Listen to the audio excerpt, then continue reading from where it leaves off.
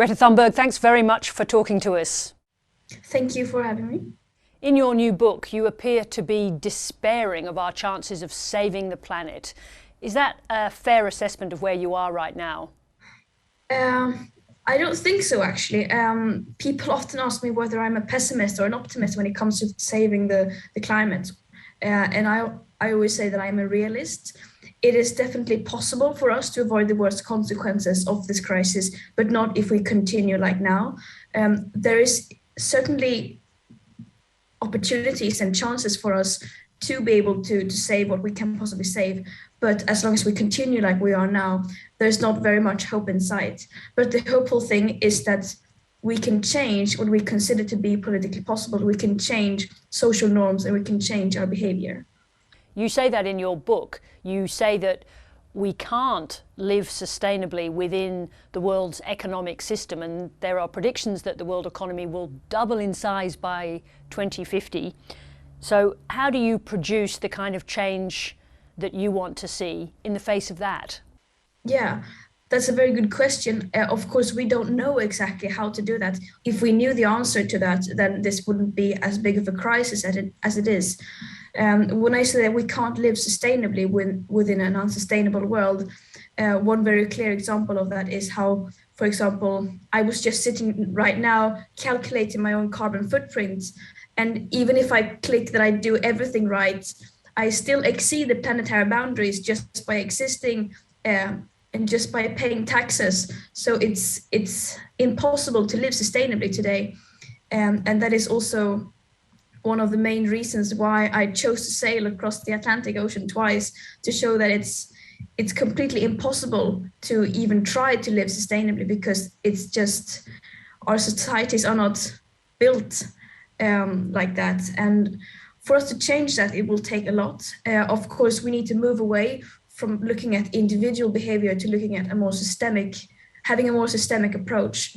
But I think that it's a good reflection and a good kind of measurement to just see how bad the situation actually is, and how far away from even what would be the bare minimum is. You clearly think that the phrase climate change isn't enough now to describe the situation that we're in, that the climate is breaking down and destabilizing. Do you think that that process is irreversible? I mean, it's not a matter of whether I think something is reversible or not. Science clearly shows that already at 1.5 degrees of global average temperature rise, we will be seeing irreversible tipping points beyond human control that we will not be able to reverse. We need to heed the principles of safety. It seems like for every issue, apart from the climate issue, we go for the safest option. Let me ask you this. Here's a quote from you. You say, net zero by 2050 is too little, too late. Tell me why you say that. That quote comes from, net zero, of course, it can be any date. What's usually being talked about is net zero 2050 or net zero 2045, as we have here in Sweden.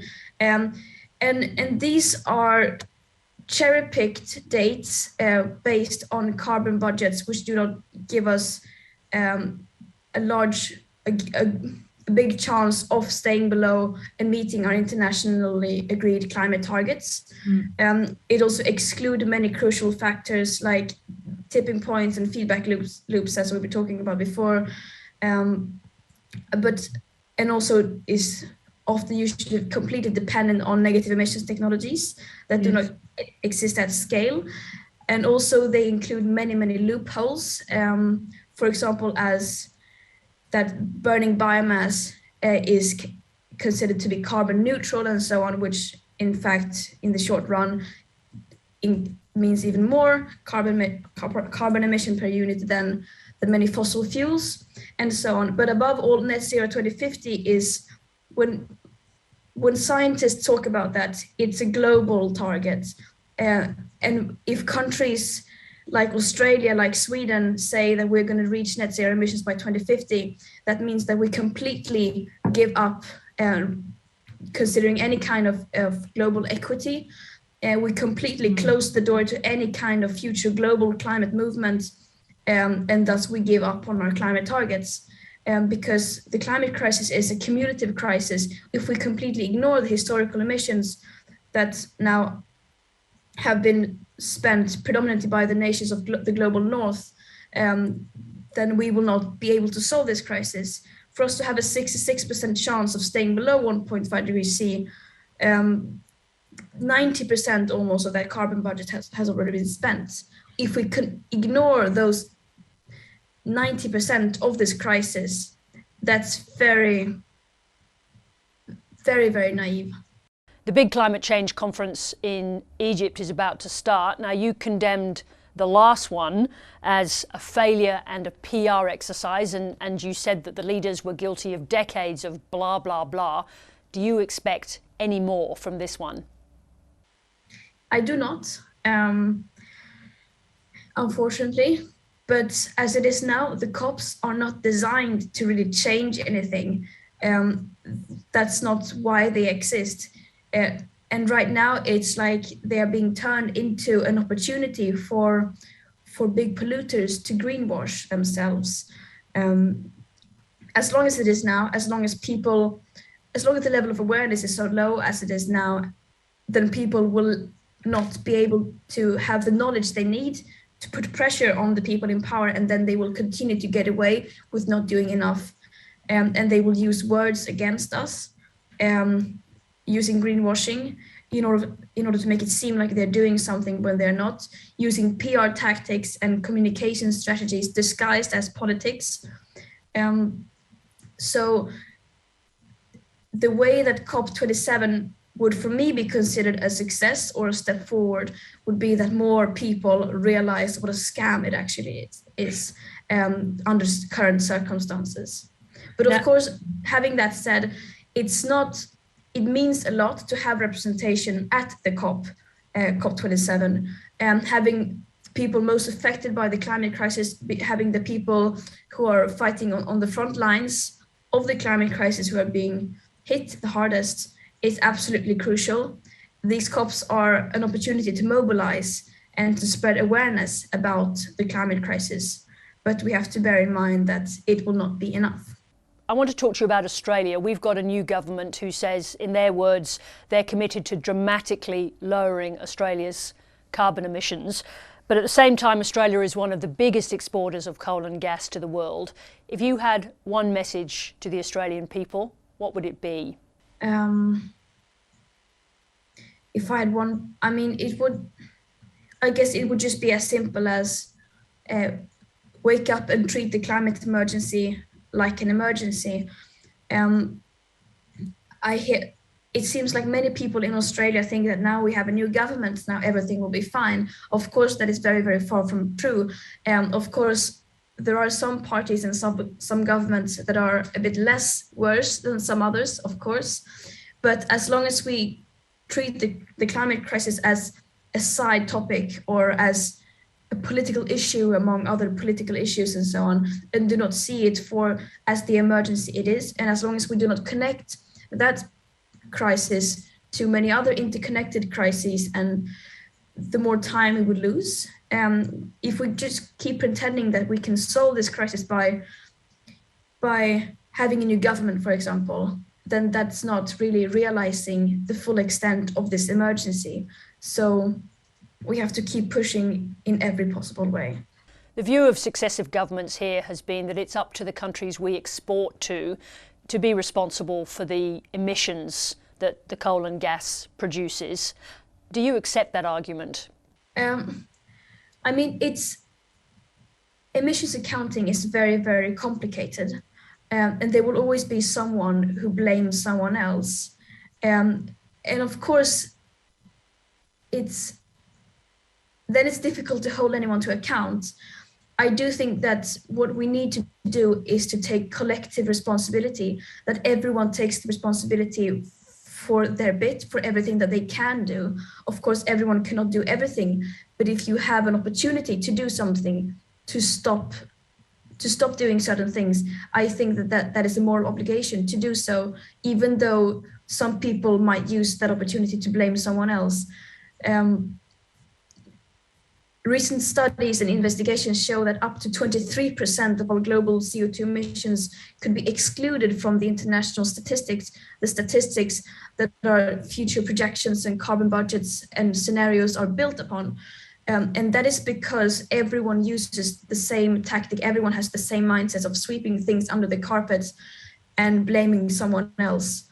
And unless that seems to be the universal norm, and unless someone is willing and able to give up that mindset, no one else is going to do it too.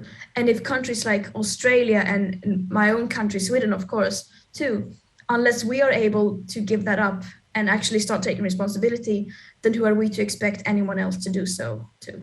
Have you always seen the issue of climate change as a moral question? Yes, I think so. Because when it comes to these, for example, historical emissions, the aspect of equity in the Paris Agreement and in global climate ambitions and cooperation, it's very difficult because it's sometimes science is not enough when accounting for this, for example, historical debts that need to be compensated for and paid back. So when it comes to that, I do think it's a question of morality, because on many issues, it's not politics anymore. It's just common sense and basic morality. I wonder if you've come to the conclusion that sometimes green ideology actually gets in the way of sensible climate action. It's fun that people seem to categorize me and other climate activists in different categories. I have never supported any party and so on. So it's people sometimes assume that I am supporting green parties and so on, which is of course not true. All the current ideologies and party politics have failed to create the necessary changes. So yeah, I do not believe that as it is now, any political party is doing even remotely enough to what is needed. And I think that the changes needed are not going to come from the inside, from politicians trying to change things from the inside when everyone else has failed to do so earlier. I believe that right now, the changes that we need are so big that we need massive pressure from the outside. And that is done by organizing on grassroots level. So that's what we're doing. That's why we're not engaging in party politics. Is it your argument that burning coal carries bigger risks than nuclear power? It really much depends on where and the local circumstances and so on. But if it's already running, it's a completely different matter. And yeah, we have a very limited carbon budget left that we cannot continue to ignore. You make the point that the richest countries in the world are responsible for more than half of the world's CO2 emissions. So how do you stop developing nations making exactly the same mistakes as they grow?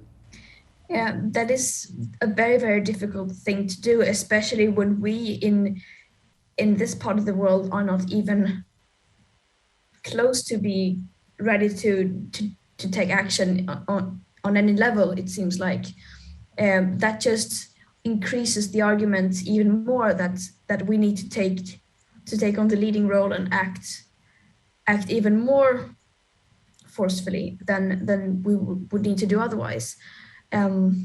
Yeah, so it's impossible, almost impossible for us to do so, because who are we to say that? One of the sections in your book that I found particularly fascinating, it's the one that you say we should keep coming back to. On page 301, you actually name the page. It's you describing what you were doing when you first emerged in Sweden, and you say that it was more about education than protest. What's the difference between those two things, especially when you first emerged?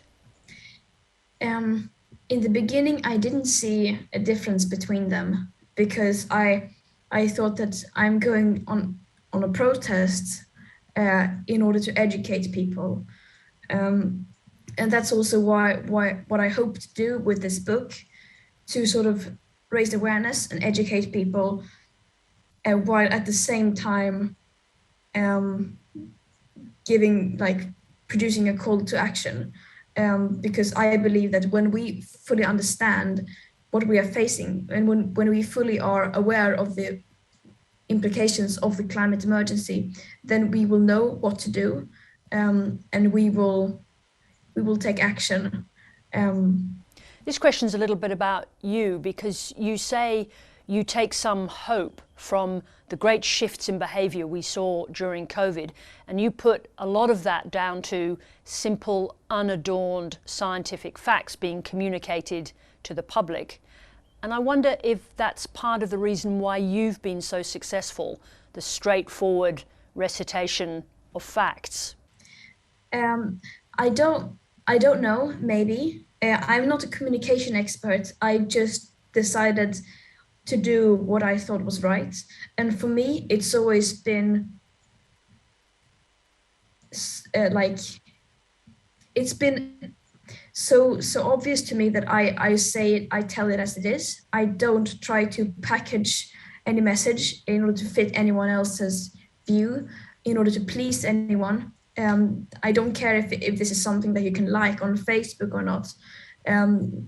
So I do think that many people appreciate that. And I don't think that, even though many of the communication experts say that we need to be optimistic in our reporting and we need to communicate in an optimistic way, in a positive way, that doesn't really go in line with the fact that we are facing an existential crisis.